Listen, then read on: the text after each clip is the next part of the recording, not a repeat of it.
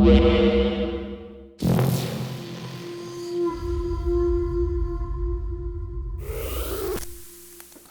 up, y'all, and welcome to the first episode of Mixing with FM. Now, a lot of you guys have been asking me for tutorials on mixing and mastering, so I figured I would do a new video series on mixing. Now, note that I am not really a mixing engineer at all. Like, I don't mix and master other people's stuff. But I figured I would do this series just to share my tips and tricks, and also just to show you guys how I mix down my own records.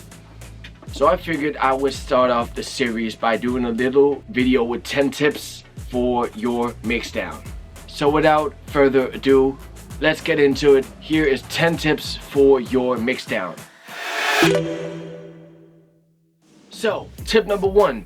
Choose samples that fit well together. This may sound weird, but nowadays it's so easy to get good samples. Like, I could go on Splice and get proper mixed kicks and 808s in like 2 minutes. So you gotta be careful of choosing samples that fit well together. Like, say you have like a hip-hop type kick, not much high-end going on, and then you have like a dubstep snare with a ton of low end and mid range, and it sounds so weird because it throws the ears off when you have samples that are mixed differently. So the crucial thing of this tip is try to pick samples that fit well into the same soundscape. This will help your mix sound a lot more balanced and also give you a more defined sound. Okay, tip number 2.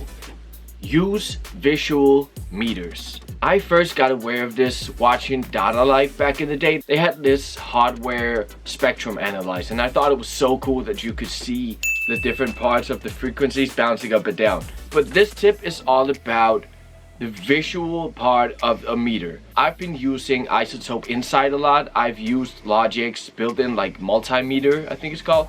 Get used to just having like a visual meter in the corner or something when you're doing your mixdown. And you could also use it with your reference track when doing the mixdown. So you can see at what frequencies the reference track is operating at, so to speak. So yeah, use visual meters.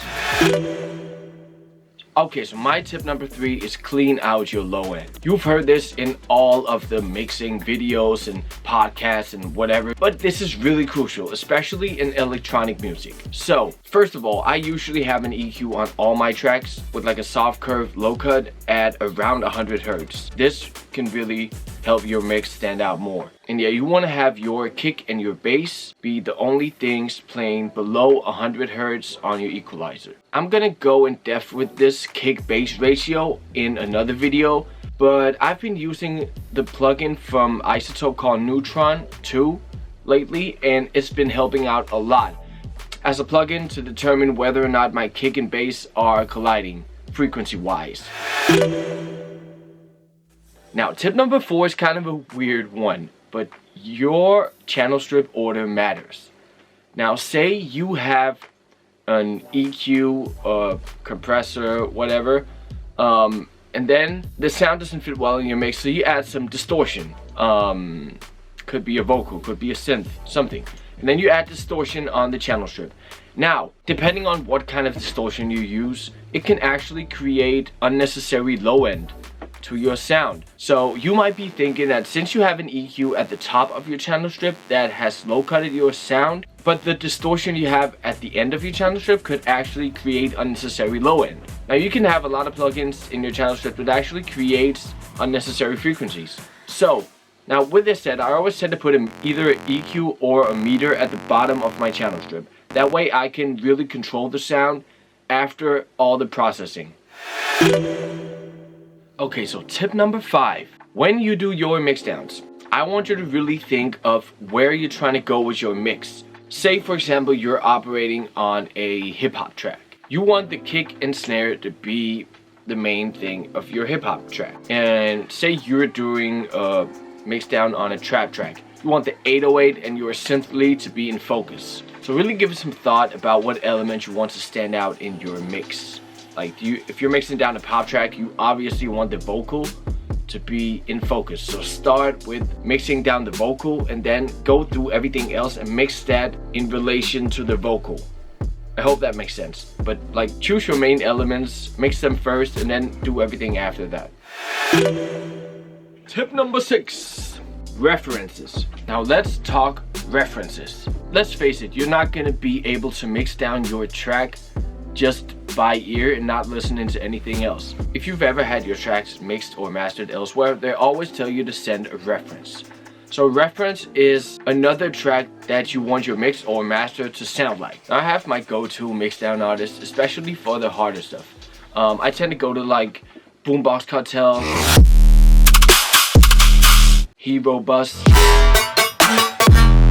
because I tend to find that when I mix down my track with them as a reference, the outcome is pretty good because they have really solid mixdowns. Like for example, I know Boombox Cartel are mixing down their stuff on like barefoot monitors in crazy studio settings. So what I'm trying to say with this is that a reference track can really help your mix, especially when using visual meters. Now, for example, you have something called Match EQ, where you can have your EQ settings after your reference, or the new Isotope plugins has built-in reference in the plugin, so you can load your reference track in the plugin with Ozone and Neutron, I think, and it could tell you what to do to your own mix to make it sound like your reference track. Now onwards for number 7. This is pretty damn obvious, but you should always listen to your mix on different speakers, in headphones, and maybe even in like your car stereo or on your laptop or something. This all depends. Like, I've been in this studio for 4 years now, so I know my monitors and I know my acoustic setting in the studio really well. So I know how to do proper mixdowns down here, and then I always go home and reference it on my smaller monitors. So what I'm trying to say with this tip is just listen to your track in different settings. Okay, number 8. Let's talk stereo spreading and imaging. I used to think that the wider the better. Like, I would just put a stereo spreader on everything, and that sucked. So just to break it down, your kick and bass should always be somewhat in mono, so centered in your stereo image. And I encourage other producers to play around with widening out and panning out, like effects, percussion, hi-hats, even some synth. I wouldn't spread or pan out your lead too much, but you could play around with that. Maybe even do, like, when I do future bass tracks, I spread out the layers and keep the main lead in center. The main thing about this is that when you play out at a club or at a big festival or a show, the speaker system usually plays in mono. So a good rule of thumb here is, if your track sounds good in mono in the studio, it'll sound really good live. So I always listen to my track in mono to make sure everything is nice and tight in the stereo image. Not saying you shouldn't widen your stuff, because stereo widening and getting a wide stereo image in your track is really crucial, especially in electronic music. Just be careful of what you spread out and use the stereo meter for your stereo imaging, just so you can see how wide or narrow your track is.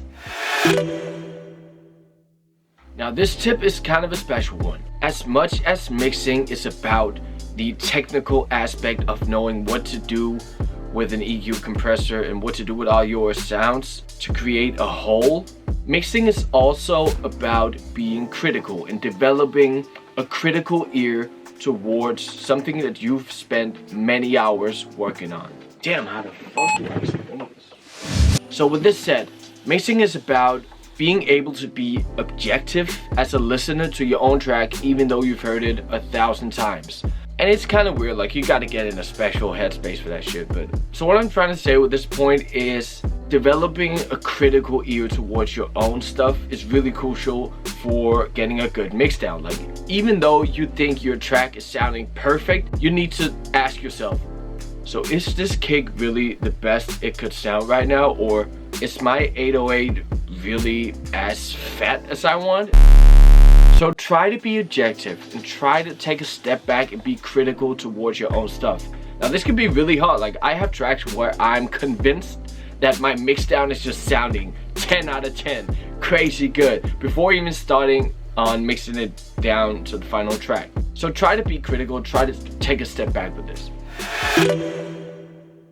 Now for the last and 10th mixing tip essential. I'm just gonna keep it short here. Take a break. Your ears are gonna be fucked up if you just keep on working on the mix. Like, I used to think that I could do mix downs in one day and just, oh, I'm just grind 8 hours on this mix and get it sounding totally perfect. Like 2 to 3 hours in, I realized, okay, I'm totally deaf. What am I doing right now? So I would encourage you guys to take breaks of like 10 minutes every hour or so. And also take breaks when you kind of feel like you've lost your sense of being critical towards your track. So take a break. Bam! That was a quick video. Thank you guys so much for watching the first episode of Mixing with FM. Now, I got a lot more videos to do on mixing, and I'm really excited for this series. So hit me with a thumbs up down below if you want to see more mixing videos, and also shoot me a comment and let me know what you want me to explain on Mixing with FM. Thank you guys for watching. Peace!